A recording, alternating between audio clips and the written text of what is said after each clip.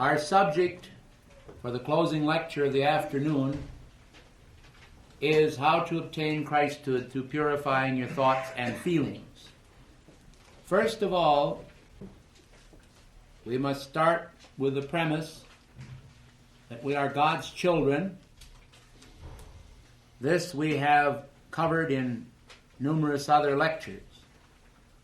We must recognize at all times that we are children of God, and we must never forget that. It is in the idea of separation of ourselves that we fall into the pits of delusion of the human personality, into the morasses of consciousness that cause us the most trouble, individually speaking.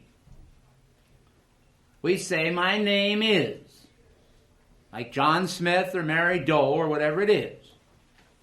And we get involved in all of the scenarios, the episodes from the bank of memory. And these become a great hindrance to us.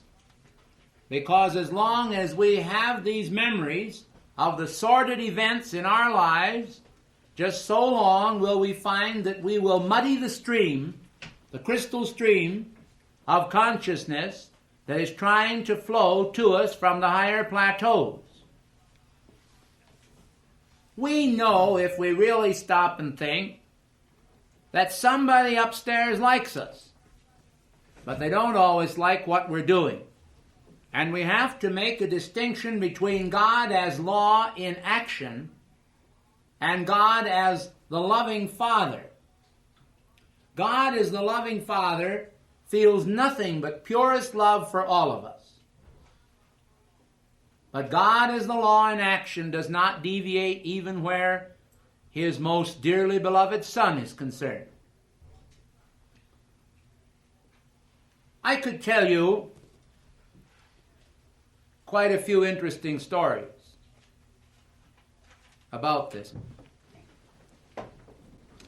Now, inasmuch as the purification of our thoughts and feelings should be our chief concern because it is the chief ladder upon which we climb, we should watch the quality of those thoughts and feelings very carefully.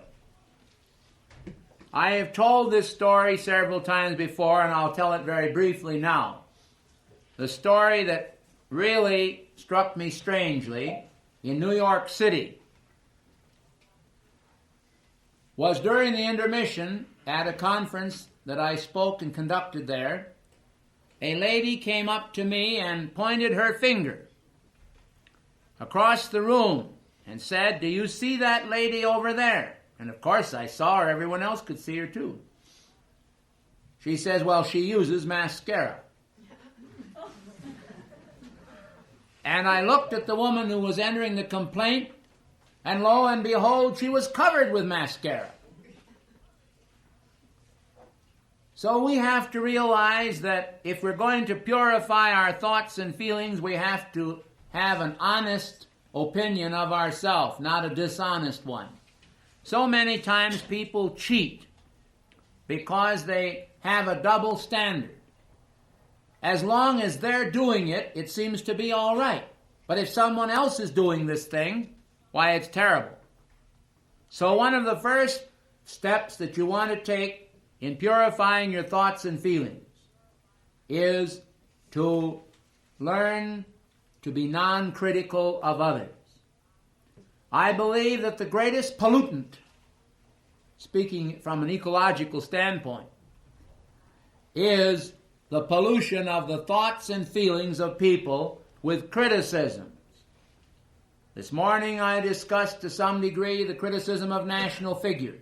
But I have seen some ordinary political figures in a state level, or even a city level, lampooned by critical cartoons and caricatures. I'm sure you have too, and if you observe it, you will see it in life. Do not be moved by these mental situations.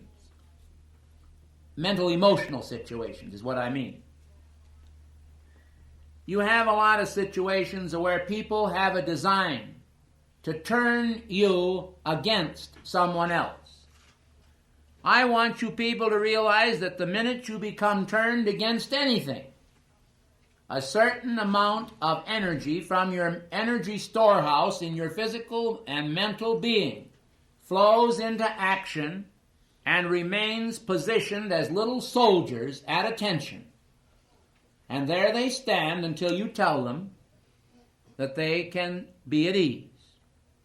They remain standing at attention, and certain amounts of your energy is actually involved in every single concept, thought, and idea. Do you people suppose for 1 minute that computers are not similar to people? Why, I heard recently of a computer over in England. When a pretty girl walked by, the computer almost whistled at her. And the computer turned around and refused to compute for quite some time and got so disturbed after she walked by with a miniskirt on. So people have to understand that there are certain recording energies involved in the body and mind of people, that perceptions that occur. In other words, perceptions through the sensory organs, the organ of vision, the eyes, the organ of hearing, the ear, and any of the organs of perception. These are actually able to receive impressions, sight and sound, from events that take place, and then in order to enter the bank of memory, something has to be disturbed or displaced. What happens in a computer? Ask yourself. There has to be some inscribing or some hieroglyph in the memory process whereby the individual makes a record of what he sees and what he hears. Now, if this were not so, then you see, we would very easily clear our memories and our hearing and our seeing, our tasting, our feeling, our smelling. We would not be able to record these. It's just like when we were over in India. Why, some of the smells over there were out of this world. All I have to do now is just think of it and my olfactory nerve dances a jig. So the point is, energy is involved in the communication of events to the screen of memory. And memory becomes one of the great or giant obstacles to the purification of our thoughts and feelings, because memory recreates. You've heard about the punch-drunk prize fighter. He hears a bell ringing, and every time he hears a bell ringing, he comes out ready to fight. Well, that's exactly the way some of us are in social conversation. We get involved with someone and we have a political hang-up. We have a political persuasion. We have a religious hang-up, a religious persuasion. Oh yes, it's easy to get this way about red and black. Now, we don't like red and black because we know it was created by the black magicians. So we don't prefer it. But we're not going to go down into our audiences and grab somebody by the coattails and say to them, "Don't you know you shouldn't wear red and black?" After all, most of the ladies have some form of red lipstick on. We're not going to start taking that off now, are we? You see what I mean? We have these hang-ups inside of ourselves that cause our feeling world to be agitated almost like one of our newfangled washing machines. They dance a jig every time somebody transgresses upon some of our pet ideas. How can we expect the Christ consciousness to take us over at all as long as we are so functional as human beings involved in this silly business, this tempest in a teapot that I talked about before? Why, we can't, can we? As long as we get involved in the trivia, we are going to bypass the sweet cosmic sophistication that we really want. Now I'd like to talk about the role of music in the purification of consciousness, and the role of the flowers, and the role of scents in the purification of consciousness. I want to assure you that there are certain odors, such as the lily of the valley, the lilac, and other perfumes, which have a definite value in the consciousness in the sense that they stimulate the memory banks of the person toward virtuous memories and sometimes the memories of childhood innocence. If you will stop and analyze the word innocence, you will find that it's very easily transposed into the word inner sense. I-N-N-E-R-S-E-N-S-E, inner sense. As a child, we functioned a great deal along the lines of an inner sense. We were not so involved in the mechanics of life as we were in the fact of beingness. We just were. As Topsy said in Uncle Tom's Cabin, she says, I just growed. And so somehow or other, most of us had a consciousness of just being. We didn't know how we got here.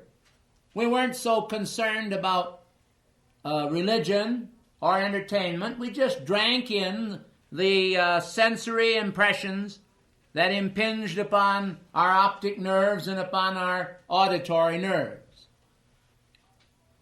In a way, this inner sense then was able to function without interference from opinions of the mind. As we grew older and supposedly more sophisticated, we became more involved in the process of analyses. And analysis often becomes a dilatory function when it is misguided into criticism. Criticism is probably the most destructive of all the mechanics of living, because in most cases we exonerate ourselves and accuse the other fellow. Now, there seems to be some very definite feeling in people of inferiority which stimulates this process. People do it because it makes them feel a little bigger to down someone else. It is also a means of developing excuses, patterns of excuses for our conduct. We will say, well, this person does that, and so I'm doing this or that. This may not seem very specific, but it's hard to be specific about something so general. So what I want to try to do this afternoon is bring to your consciousness that thoughts of beauty, such as can be found in some of the paintings of Paolo Veronese, in paintings of Da Vinci, in Michelangelo's statue of David, in the Pietà, in many of the cultural works of arts that many of our young people are familiar with and that some are not, are to be found a cultural inner sense appreciation of cosmic lineaments. I'm not talking about a lineament to rub now. I'm talking about the lines, the converging lines of cosmic symmetry, which we've always somehow or other linked in our mind with cosmic symmetry, or the summit try, the try to achieve more of yourself rather than less of yourself. A lot of people figure in letting the sands run out of the hourglass why they're letting their life go, and they can't change the imprint they've made at the nexus. They say, well, I've already imprinted at the nexus, like the piece of tape recording. They say, well, it's already imprinted as it passed through the recording head, now I can't do anything about it. Well, I suppose that opportunity does seem sometimes to be lost to us. And basically we think because we haven't succeeded in purifying our thoughts and feelings in the past the way we would like to, that we never can. That's ridiculous on the very face of it. The greatest and most successful people in a spiritual way as well as a material way have been the biggest failures in the past. Did you know that? Saint Germain himself once said that he was successful because he had made 2 million successful moves, successful ideas, successful thoughts. 2 million. So we're dealing now with a finite number with which we can obtain a passport to infinity. Isn't that beautiful? We have certain numbers of things that we have to do to purify our world, to purify our thoughts and our ideas, to bring out the right kind of concepts in our thinking. And when we bring these concepts out, then we will see beauty fulfilled within ourselves. It's like a floral bouquet. If I go out into a garden and I begin to gather lilies of the valley, Easter lilies, zinnias, bachelor buttons, forget-me-nots, sunflowers, and all the other kinds of flowers. If I have a little training in the art of Chinese flower arranging, I might be able to put them all together. But at the same time, when you do put them together the right way, you find that they stimulate in your consciousness a feeling of lightness, buoyancy, joy, and appreciation of beauty. One of the problems involving so many of our young people today in the colleges and universities has been the fact that we are stimulating in them, all right, certain thoughts and feelings, but these are not necessarily purifying. They are being stimulated, historically speaking, into a regressive state where violence is the natural outpicturing because of this regression into hysterical periods of history and mistakes of the past, which are being recreated on the screen of this time without any profit to the human race that I can see whatsoever. If we had the same energies of these people involved in the kingdom of God, well, then I think you people know very well that we would be able to further the growth in this nation and in this world of those concepts that would bring people liberation from binding conditions. While we're talking this way, I'd like to mention the bottomless pit for the sake of some of the people that are here. What is the bottomless pit? A pit that has no bottom. No, it's much more than that. The bottomless pit is desire. Human desire. Because when you eat, you are still hungry. You're filled for a time, but it isn't long before you're hungry again. Jesus said, "He that will drink the water of life which I shall give him will never thirst again," signifying that desire, which continually requires a craving for satisfaction, is not the freedom man should seek. Rather than have worldly desires, he should have divine desires for the water of life. "Ho, everyone that thirsteth, come and buy," he says. So you see, it is possible to purify our consciousness by the desire for conscious purification. Well, how are you going to do this with people who don't even know their consciousness is dirty? You know, one of the big problems with people today in that matter is the fact that they don't see consciousness.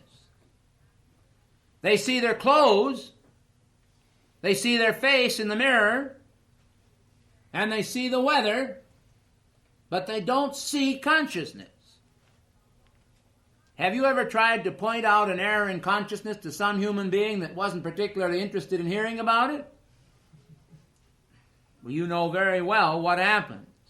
He thinks you're trying to be critical of him, and he rises valiantly to his own defense.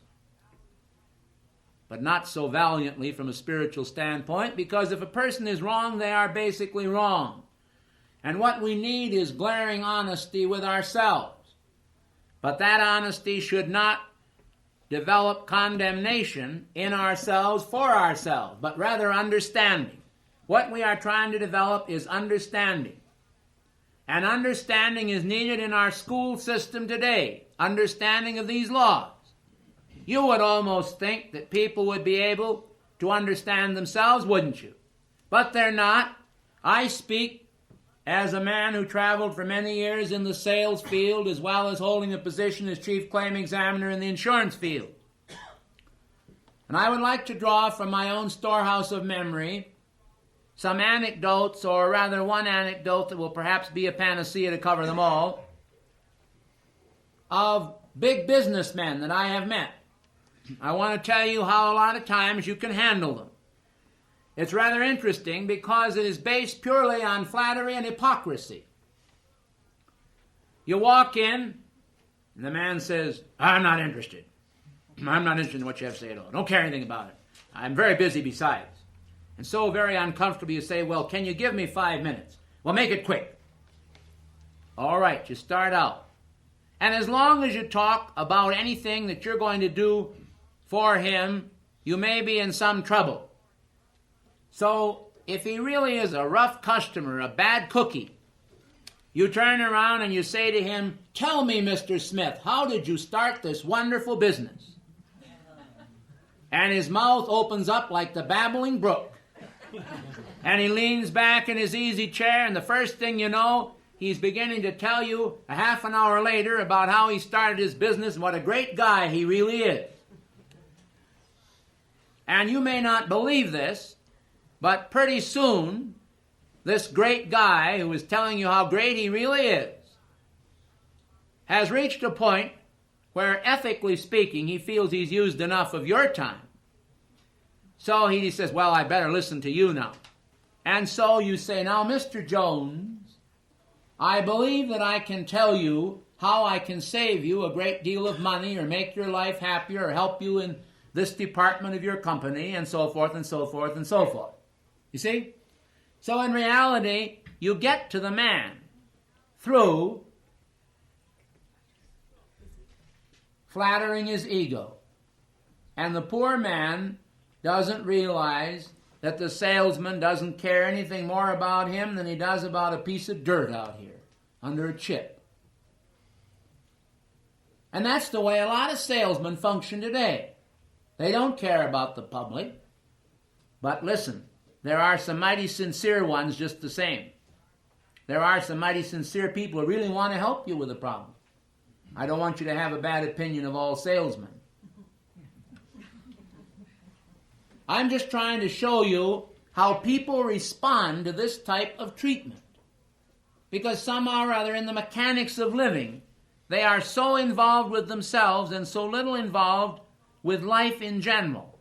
They feel that they are the center of the universe, the hub, and the whole wheel of life revolves around themselves. When in reality, the biggest people in this country, even the President of the United States, is just a very little guy, cosmically speaking. He has an enormous responsibility, I grant you. But they're not all that important. So what is important is the individual, the you. Each one of you are important. Because if you get the correct vision of yourself and begin to understand what your own potential is in purifying the stream of energy, we won't only have upon this world, upon this planet, one Christ, and Jesus won't be unhappy about this, by the way, but we'll have millions of Christs. And these millions of Christs will magnetize God power and purify the planet, purify the thoughts and feelings in the human conscious stream, and we're going to see more and more people coming into the kingdom of heaven. There'll be less hypocrisy, more genuine reality, and that's what we want. But you're concerned with purifying your own consciousness, so I better get back to some of these ideas involving the purification of your own consciousness. Memory is the big problem. You know, you've heard of this where someone will say, can you match me? Well, memory always challenges you that way. As soon as you come up with a situation, memory matches it. And right away you think of another situation. Some person is crying and shedding tears. You know, memory comes along and has another picture when someone cried and shed tears. You think of sorrow and crying and distress, and right away memory can conjure up all kinds of visions. But what happens to these visions?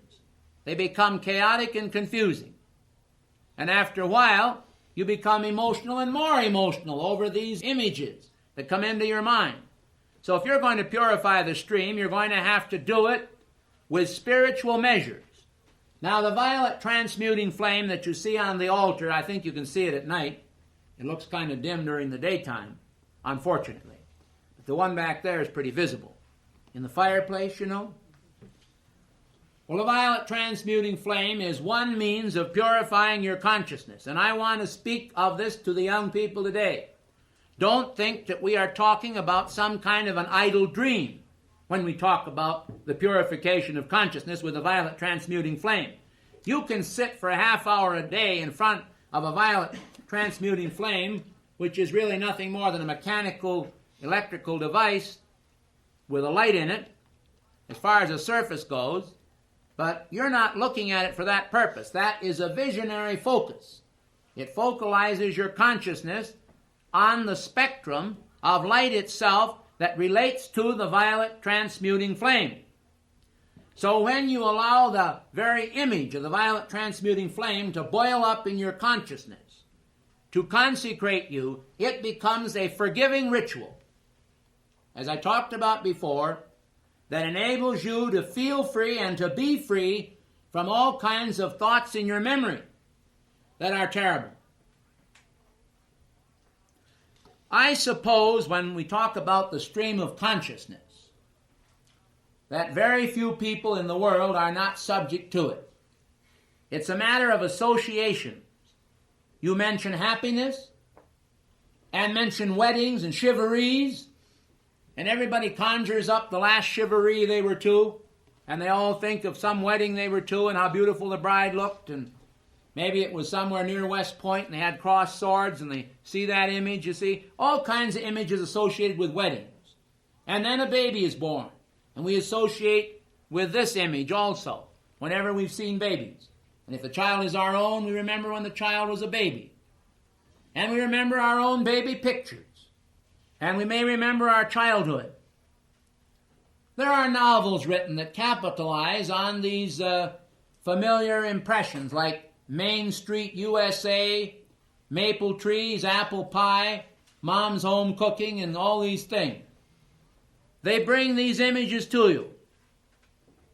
And of course, I think most of us, without realizing it, are literally filled and jam-packed with images in our consciousness. In fact, it's kind of a real big ball of yarn. And it's awfully hard to unravel it. A lot of times when you start, you see, you become like a kitten entangled in the skeins of this ball of yarn, and it gets to be a worse snarl than when you first started. So how do you really do it? I will tell you. The best way I know of to untangle the whole thing is to leave it alone. You leave it alone, and you start replacing the bad images by the right images. You do the things you ought to have done in the first place. It may be a little late, but it's not too late. You start building a new consciousness into yourself. And that new consciousness is the most wonderful thing in the world, because God has said, "Behold, I make all things new." And this is your prerogative. It's your right to freedom. You don't like your consciousness? Do like Bernard McFadden said of your life. He says you can always live it over. You can make it over. Go ahead. Start out today. Now, I told you before, and I want to particularly emphasize it. Don't expect that you're going to do it in one day. Rome wasn't built in a day. That's the biggest trouble. People set out to find a career. They set out to find some opportunity, some purpose for living, or they're just trying to find themselves. And if they don't succeed in doing it overnight, in 2 or 3 easy lessons, they abandon the whole project and they start looking for something else. Did you ever hear of a professional student? Any of you know what a professional student is? The college boy that goes to school at 40 and 45, 50 or 60, carries his books along, starts taking up some course at that age. Well, that's all right if you want to do it. But that isn't what I'm really talking about. I'm talking about the guy that goes to college at 20 and never gets out at 45. Henry Ford said the trouble with the school of experience is that the graduates are too old to go to work. So we have to be practical people, and we have to understand something about this business of living, that we have a creator on our side. God is too remote from most of our consciousness. So in building the consciousness of God, we've got to move God on the chessboard of life very close to us. That's the first step. You move close to God and you draw nigh to Him, and He says, I will draw nigh unto you. So you draw nigh unto Him, and then you tell Him, you say, Father, I've got an awful big ball of yarn inside of me. It's all tangled up, and I don't know how to untangle it. Then you go ahead and you sit in the violet transmuting flame. Sit in it. You've seen these pictures of some guy sitting in the middle of a pot being boiled alive by cannibals, haven't you? In the jungle. Well, you go ahead and sit in it. I mean, sit right in the violet transmuting flame. Just feel the flame boiling around you. What is that flame? It is electricity. It is electronic essence. It is the power of forgiveness. And what does it actually do? Do you know what happens to you physically? Why, every cell in your body is filled with this action of the flame. And the memory cells are stimulated to release by a process of regurgitation. That's what pigeons do, you know. They eat by swallowing their food and then regurgitating it and swallowing it the second time. You have to understand what I'm talking about. You may regurgitate these memories, but you don't have to do it consciously. You see, it all happens subconsciously, and as they come up into the nexus of the glass, boiling up once again with the flame, all these energies return to their primal state. In other words, you clear the memory belt. You see what I mean? But you have to be very careful in doing this. You have to leave it to your presence. That's the care I'm talking about. The care of leaving it to God. Don't try to erase things by repression alone. Say, well, I'm going to repress that impulse. You know, somebody asked somebody in New York one time what they wanted to do more than anything else in the world, and they said they wanted to kick a policeman right in the seat of the pants.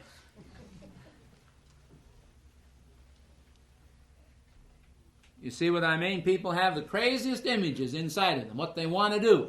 And you know why they had that feeling? That feeling of wanting to kick the policeman came about as resentment. Stored resentment, stored in their being. It probably was gallstones in the long run. Probably became gallstones or something else. Heaven only knows what. It's enough to completely distort the Christ image.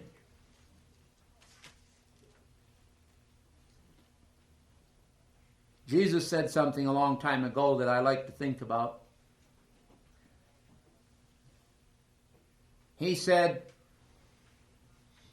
they that are whole need not a physician, but they that are sick.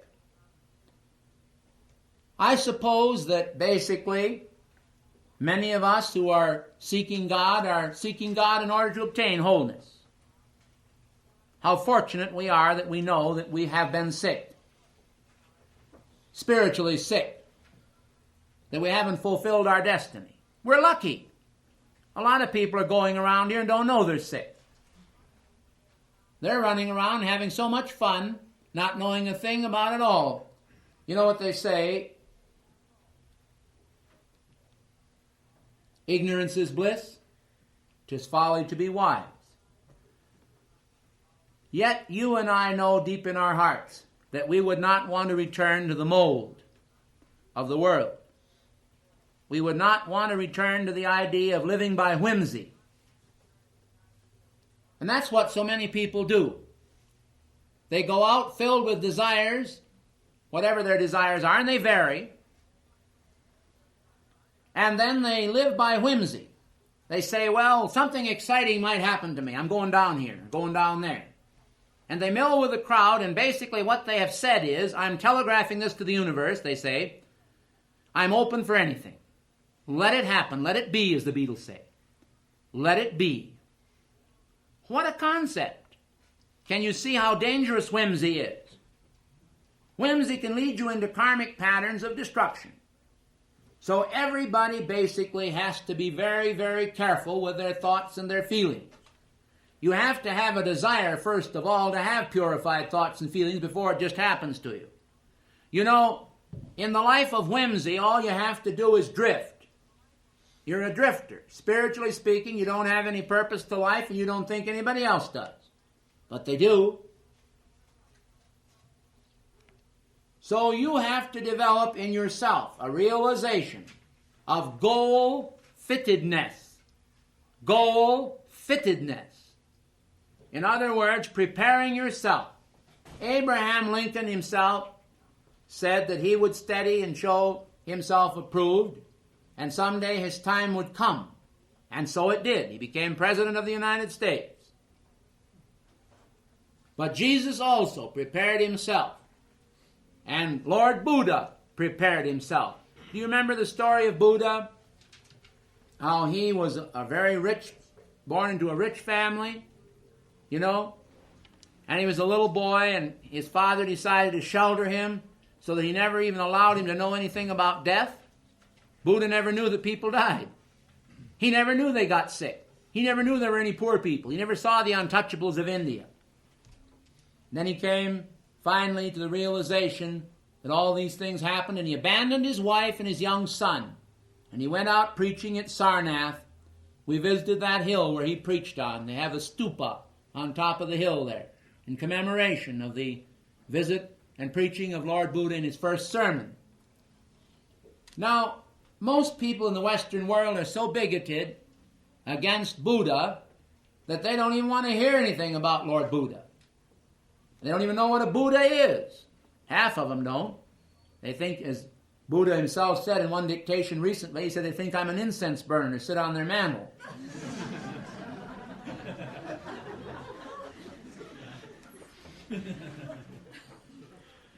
Buddhahood in reality is the budding of divinity within man.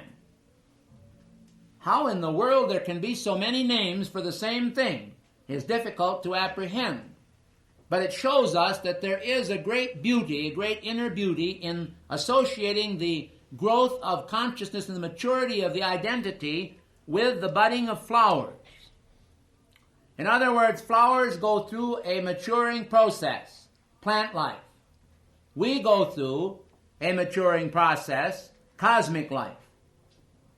Here in this world, we do not have cosmic life, therefore we are not interested in purifying thoughts and feelings. Do you suppose that anybody in this world would ever buy pornographic art, and all of the Madison Avenue crowd would decide that the best way to sell aspirin tablets and everything else is by having a pretty woman half undressed on the cover of your advertising? Do you suppose that people would go for this if they knew what it was doing to their consciousness? It's not a matter that there's anything wrong with the human female anatomy. The problem is in the thoughts they think about it. You see, there's beauty in the physical form.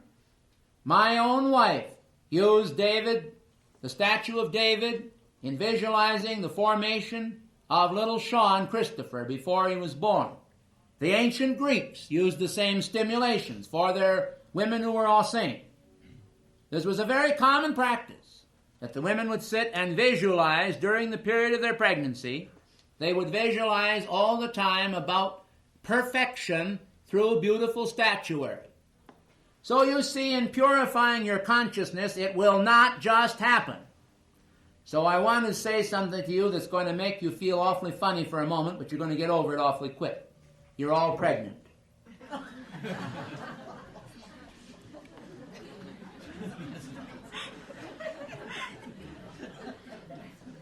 And you're going through a period of gestation right now. Spiritual gestation. You are pregnant with divine possibilities. Isn't that wonderful? When you stop to think that you're still in the womb of becoming, somehow or other you thought you were all here because you arrived physically speaking. But it doesn't mean a thing, because spiritually we have some very immature people in this world. I'm not imputing that to any of you specifically. I'm simply saying that immature people exist in the world. And the Christ consciousness came to heal them of their immaturity, to gestate them, to bring them to full-term pregnancy so they can graduate. You know, when you finally come out of the womb, you pop out, as my children say, they always say pop out. You pop out at the time of your ascension. Isn't that interesting? Did you ever stop to realize it happens to be true? You can't say a word against this idea. People are spiritually pregnant with ideas of God's image. But because they haven't yet become that in actuality, you see, the process is still going on. We have achieved physical growth, and we popped out into the physical world, but spiritually speaking, we are still in the womb of becoming. Do you get that point?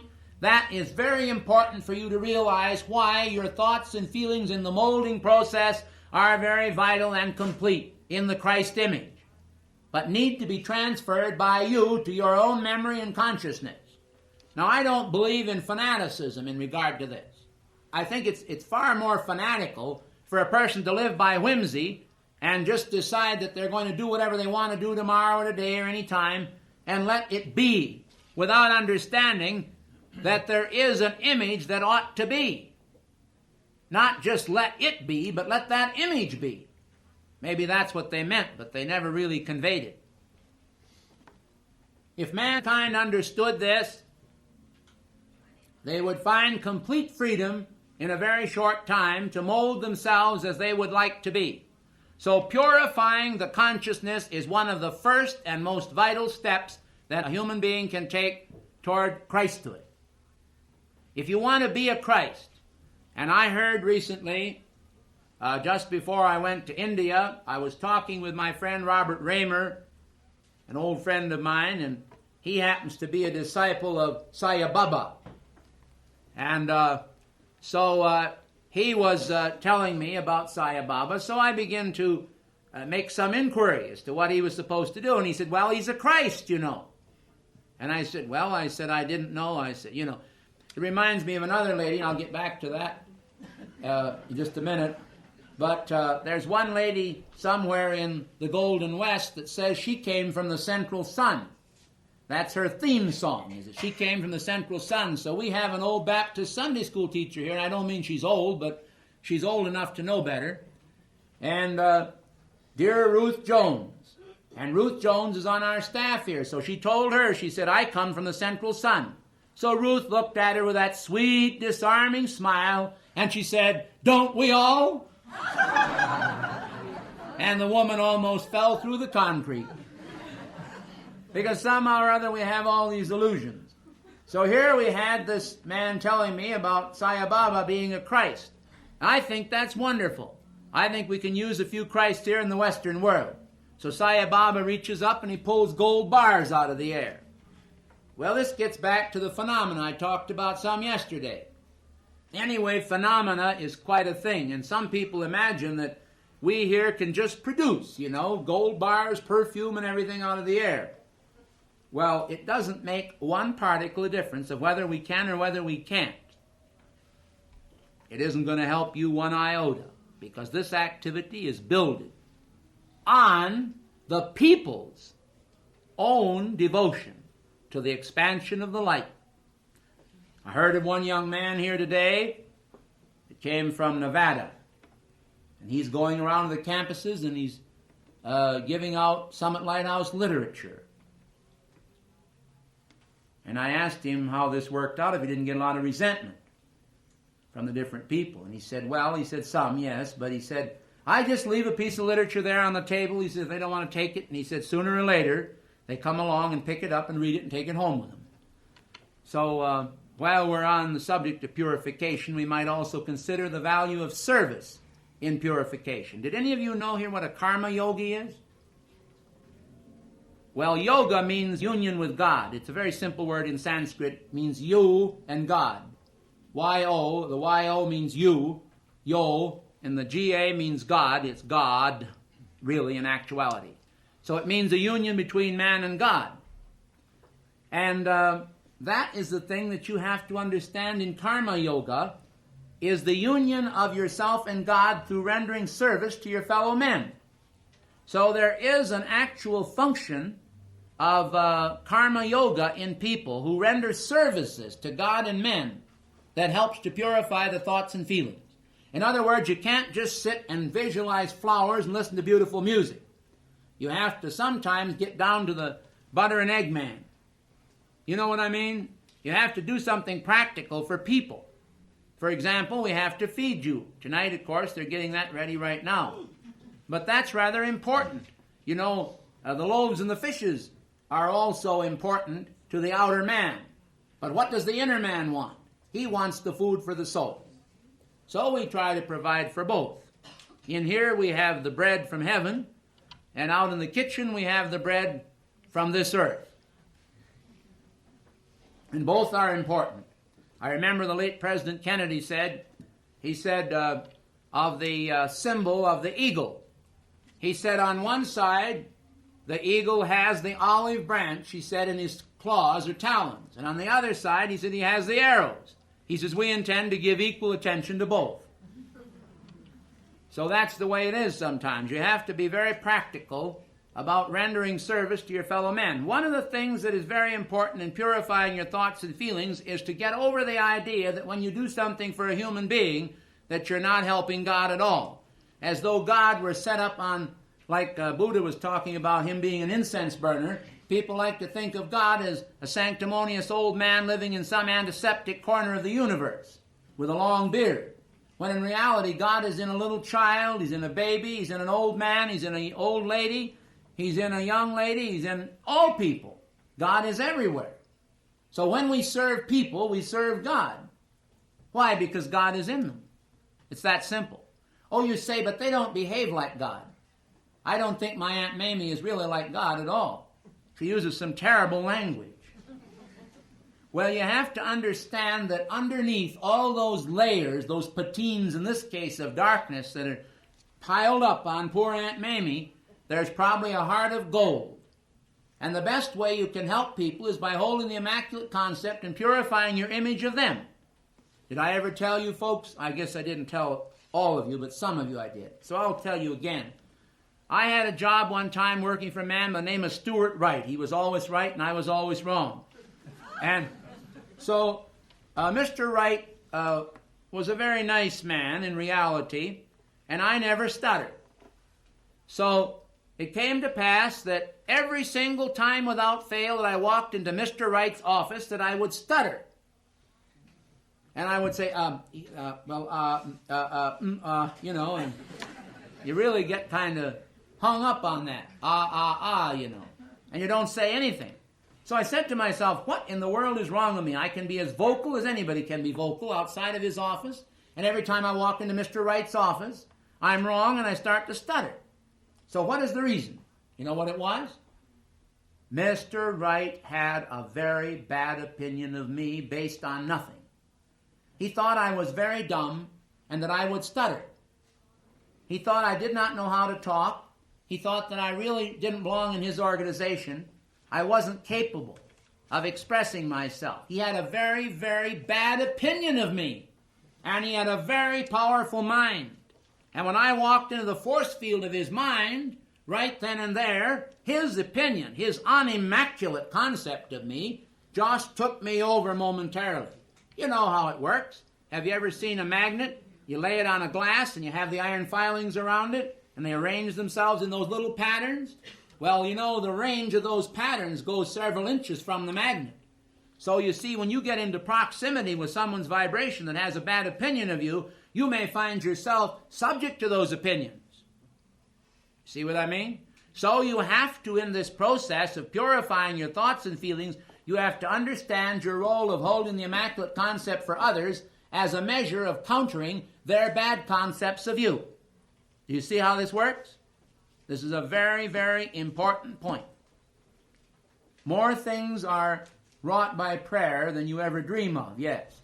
But people have negative prayers. Did you know that? You know what a negative prayer is? It's a negative opinion. Negative opinion. It becomes almost a prayer. It's a prayer. P-R-E-Y-E-R. It preys on people. And the first thing you know, you're hurting people. You're corrupting people. You're destroying people by your thoughts. So if you can destroy people by your thoughts and their atomic power, cosmic power, what can you do with right thoughts? We've got some doctors in here that I know use this all the time in their practices. They use this energy all the time. They think right thoughts. The patients come to them and they say, how do you feel? Oh, not very well, doctor. I'm feeling just terrible. I've had a terrible pain right here for several days now. And he says, well, just hop up on the table and we'll see what we can do for you. I think we can correct that. And they get up on the table, and he goes through his manipulations, and first thing you know, they say, gee, I feel a lot better. Why? Because the doctor himself had the opinion of the patient as being not really sick, but just a little disturbed mentally or emotionally. And so, inasmuch as the medical profession tells us that about 80% of the diseases in America today are of emotional and psychic origin, we can understand that, and we can understand the role of ourselves in purifying ourselves from the depredations and activities of other people toward ourselves. And most of these people don't really realize what a terrible effect they have on us. So I want this group to go out of here, when they leave here, to be completely aware of all of the snake charmers out here in the world that stand laying in wait for you and decide they're going to entertain you by their bad opinions of you or of us or of anything else. I want you to be aware of the fact that these opinions have no power. No power at all. And I don't want you to give any power to it. I want you to be free from today on from human opinions. Let people think bad of you if they want to. That's their problem. But I want you to think immaculately of yourself. I want you to think of the purification of you as a Christed being. Whoever told you you were not a Christed being anyway? Whoever told you you were? Well, you better start telling yourself that you are, because that's the only way you're going to purify yourself. If you have no goal-fittedness, if you have no idea that you're angling for a purpose, you're standing by the stream fishing for a reason, you're there for some purpose, why, you see, you won't care what you catch. It doesn't make any difference. Did I ever tell you about my friend, the late Earl Barker? Well, I think I should probably close with this story. It's a rather interesting story. It involved a man by the name of Fraser, by the way. You might get a kick out of this. You never knew him, did you? Not that I know of. No, I'm rather sure. But anyway, it happened that they were up at a fishing camp up at somewhere in northern Wisconsin. And according to Earl's story, attested to by his almost atheistic relative, Rand Connor, why, this is the way it all happened. Earl said to one of the men there, he says, you don't believe in the power of vision and the power of thought. And the man said, well, he said, I don't really. He said, well, I'm going to show it to you right here and now. And he was one of the readers of Baird Spalding's Life and Teachings of the Masters of the Far East, and he lived by that book practically all of his life. The only trouble with Earl was, and I never did approve of this, he always smoked a pipe. And he never did get rid of that pipe, and I felt very terrible recently to hear that he'd passed on, in the sense that we were old and dear friends. But on this occasion, up there in the fishing camp in northern Wisconsin, he sat there and he got a vision in his mind. But he put it there himself. He visioned, you see, there's a certain butterfly up in Wisconsin that comes out of its cocoon every so many years. And it's blue, and they have huge wings. They're about like a man's hand.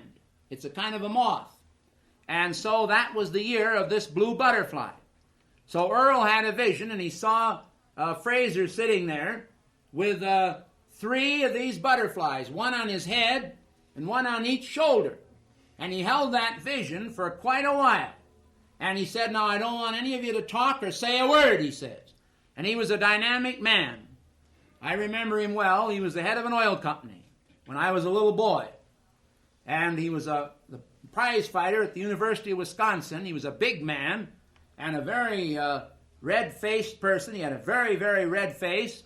And he had in later life, he had a snow-white mustache and a beautiful head of gray hair. And I used to say to myself, he was a very fine-looking man. So he was a dynamic person. Somehow or other, this was no man you wanted to trifle with. He was well-educated. His son was a doctor. And here he was up there holding this vision. And he told people, he said, now you just sit over there and you think, and you be quiet. He says, don't say anything. And pretty soon one of these big blue butterflies came down, and they sat down on Fraser's head. Rand's brother made a big fuss over that, and he says, look, he says, it's landed on his head. He says, just be quiet, Earl says. Don't say anything. So pretty soon the other butterfly came and landed on his left shoulder. And then the other one landed on his right shoulder. And so all the people that were there and saw this were absolutely astounded. They said, why, it happened just the way you said it would. He says, of course it did. So anyway, they went out into a boat. And Fraser had never caught a muskie. So he said, "You've never caught a muskie." And he said, "No." He said, "Well, I want you to do exactly what I tell you to, and I'll guarantee you that you'll have a muskie." So Fraser was a little skeptical, and finally he convinced him. So he turned to him, and he said, "This is what I want you to do." He said, "How long do you want your muskie?" And he told him just exactly how many inches. He said, "That's very important." He said, "Now we've got the muskie this long." And he said, "How much do you want him to weigh?"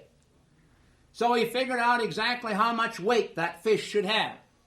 Now he says, "I want you to visualize that fish on your hook. And you've got him in the boat. You've caught him." So he did that. Now he says that you've got all this vision in your mind. I want you to hold the vision and throw your hook on the right side of the boat. So he cast it over the side of the boat. And in a matter of just a few minutes, probably 2 or 3 minutes, a muskie was captured. And Fraser brought it into the boat, and they measured it. It was exactly the number of inches he asked for, and it weighed exactly the pounds he asked for. So I want to bring to your attention the fact that a human being made in the image of God can purify their thoughts and feelings if that's their goal, just as easily as they can make blue butterflies land on people's heads and make muskies bite on people's lines. You can be what you want to be, and you can start the process. Now you have to start the process with what you know. You can't just deal with the unknown. But there's one way you can. I'm going to contradict myself because I'm just extending myself a little bit. You know how you can? You can ask God. You can say, "Oh, Father, thou knowest more than I to what I really ought to pray for and ask for, to fit in with my life plan. How can I purify my thoughts and feelings in a greater and grander way?" Ask Him, and ye shall receive. Thank you.